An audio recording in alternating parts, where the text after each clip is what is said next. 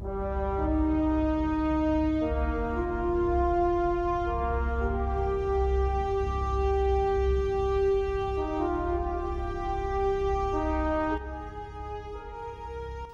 everybody, Grenvil here, and this is the second part in my Planetside tutorial series, and today I'm going to be going over certifications, battle rank, and generally how to get to the battlefield. This is stuff that you're pretty much going to want to know what to do on your first days of getting into Planetside. You just created your character, and these are the things that are going to get you to the battlefield killing dudes. So, first up, certifications. Now, what exactly are certifications? Well, you probably noticed in my previous video about character creation that there was no character classes. In a usual MMO, you'll create a character and you'll choose what class you want to be, and that's what you're going to be, like a warrior, a healer, whatever have you. Well, in Planetside, there's kind of the same deal, but not exactly either. This is where certifications come into play. It's sort of your character class, but you're definitely not tied down to it at all. Now here we are at a certification terminal. Like I said, Planetside doesn't have classes per se. They have these certifications, which allows you to use the game's equipment. So if you are not certified in a weapon, or you're not certified in particular armor, or you're not certified in vehicle or support equipment, like say a medic stuff, anything like that, then you can't use it. But when you are certified, you can use it. Now, you're not tied down to any certain kind of certification. It's not like, oh, I want to learn infiltration suit, I'm going to certify into it, and then that's my 2 certification points gone, and I can't get them back. All you gotta do is simply forget it, and since my character is less than 7 days old, that you're gonna get this little message that you can do it at any time. But once you get past that 7 days, you're gonna have to wait 6 hours. But still, once those 6 hours are up, you can once again forget a certification. So like I said, you're not locked into that certification. You can mix and match all to your heart's desire. So say you want to be a medium assault medic, you can be that. If you want to be a driving hacker, you can be that. Anything that's available for certifications can be mixed and matched to whatever you want it to make it. So you can be a jack of all trades and a master of all if you're that good, but most likely it's going to be the other way around, jack of all trades, master of none. So yeah, that certification's pretty simple concept, I'd say. And I know I didn't go into any kind of detail of what each one does. I'll probably do that in another video. But for right now, you're probably asking, well, how do I get those things called certification points? And you do that by getting what's called battle ranks.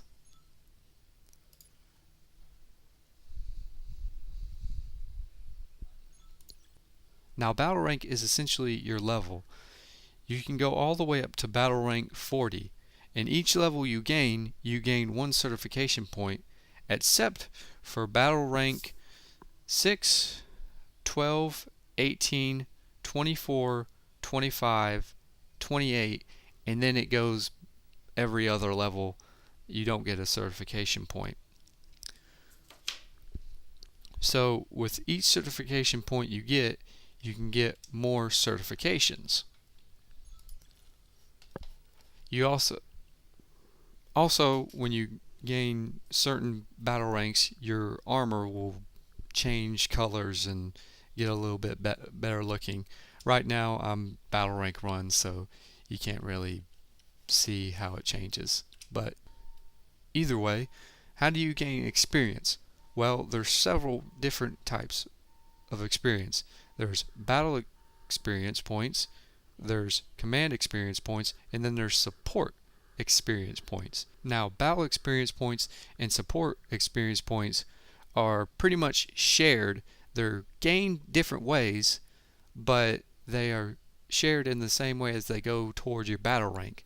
But command experience points is a completely separate type of experience that goes towards what's called your command ranks.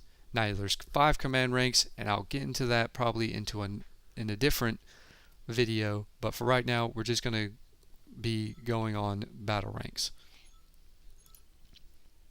Now to get battle experience, you've probably noticed that there's been these big old exclamation marks like off of World of Warcraft or something.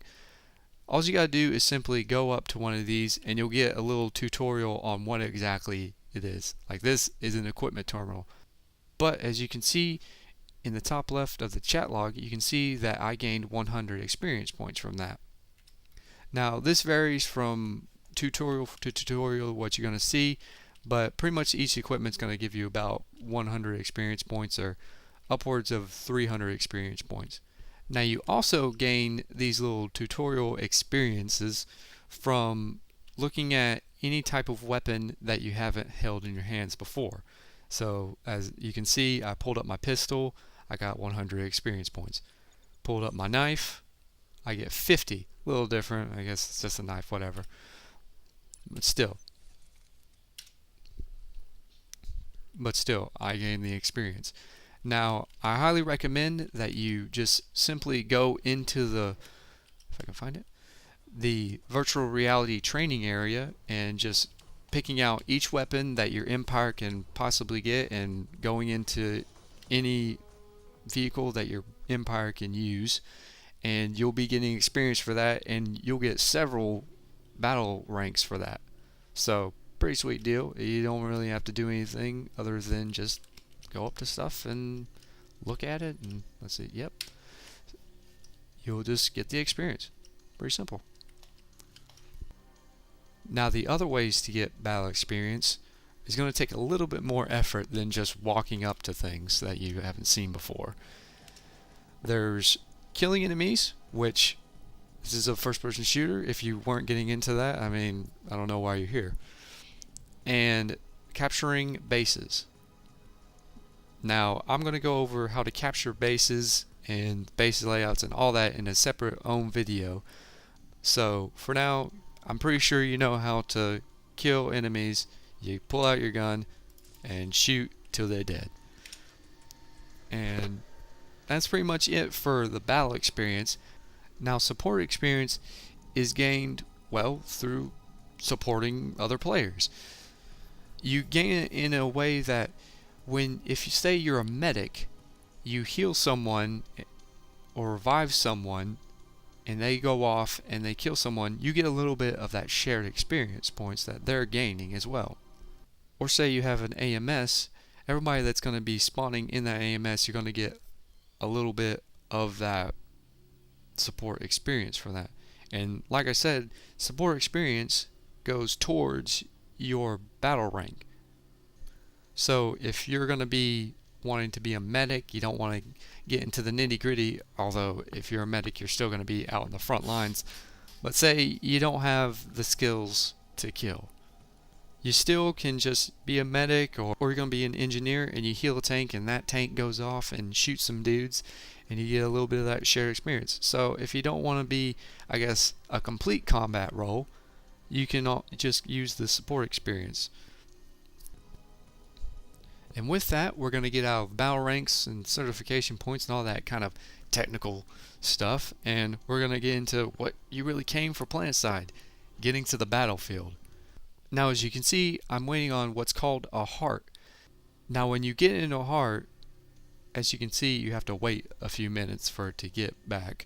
But when you do get into a heart, it's going to take off and you're going to be shown pretty much this.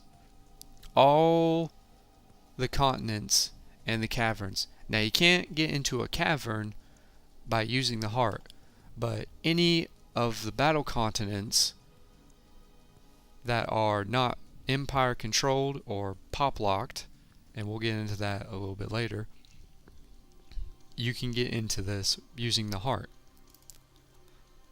But you're also limited by the base's sphere of influence. You have to know, even if the base is owned by your Empire, you can only go on the outskirts of this little blue circle or purple circle or red circle, whichever empire you want. I'm not discriminating, whatever, blah blah blah. Either way, you can't go directly inside to this, so you're going to have to go on the outskirts and kind of walk into the base that you want to go into. But still, it's a pretty darn quick way to get to the battlefield in comparison to the next way that I'm going to show you, and that is using the warp gates. Now here on the New Conglomerates Sanctuary, there are 3 warp gates, a broadcast warp gate and 2 direct warp gates to a battle continent. Now a broadcast warp gate is a little different from a direct continent linked warp gate. Now I'm going to talk about the broadcast warp gate because these two are pretty self-explanatory when you go into the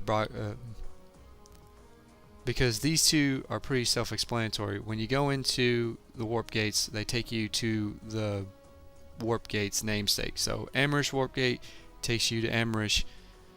Esmer warp gate takes you to Esmer, if they're not controlled by another empire or pop-locked.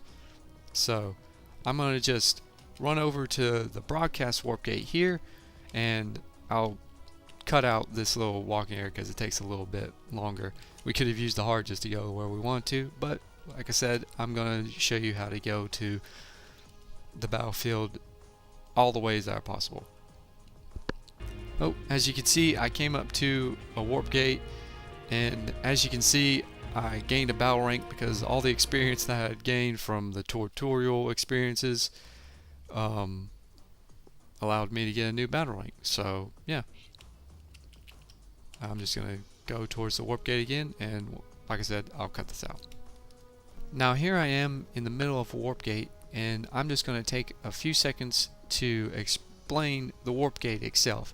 Now as you can see, the warp gate is pretty big, and it's surrounded by this huge bubble or force field or what have you that protects any inside players from the outside battlefield. This bubble is impervious to any type of damage, and while you're inside it, you also can't fire weapons. Now I know I'm on the NC Sanctuary, but I'm gonna also show when I go through the warp gate that you also can't use it on another continent that's not a sanctuary. So yeah, I was just gonna explain that part, and so yeah, while you're in here, this will be like a main organization place for an unconquered battle continent. Say you got your squad, and you're going to use this as a meeting area to roll out to whatever base you want to be going to or whatever. So with that, I'm going to just go on to the warp gate, and like I said, you are given a map of all the battle continents, and as you can see, there's these little circles around each continent. Those are what the broadcast warp gate is connected to. So if I just choose Hassan, which is currently taken over by the Terran Republic, how unfortunate. Let's choose one that's not like Sirhas. So Sirhas, as you can see, has a broadcast warp gate right here, and it's glowing. That shows me I'm going to be going to that specific broadcast warp gate.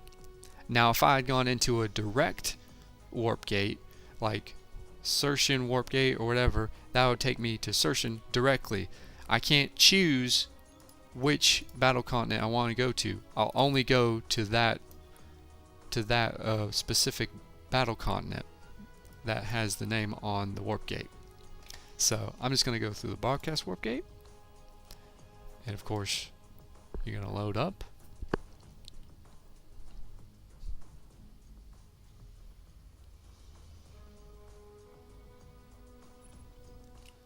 And as you can see, I'm on Sirhas, and you also get a little tutorial when you go into a new continent that you haven't been on, and you also get experience for that as well. Little tutorials that I already know. And I'm gonna show you again that I cannot fire. So no matter where I go, if I'm in a warp gate, I can't fire, I can't be fired upon, and the outside world doesn't really affect me all that much because nobody can fire into the warp gate either. So now that you've seen the warp gates, I'm going to show you how to get into the battlefield a little bit more directly. I'm just going to use the Recall of Sanctuary, and since I'm not in a friendly influence, I'm going to take 20 seconds instead of the 10 if I was in a friendly SOI, or if I was in, yeah.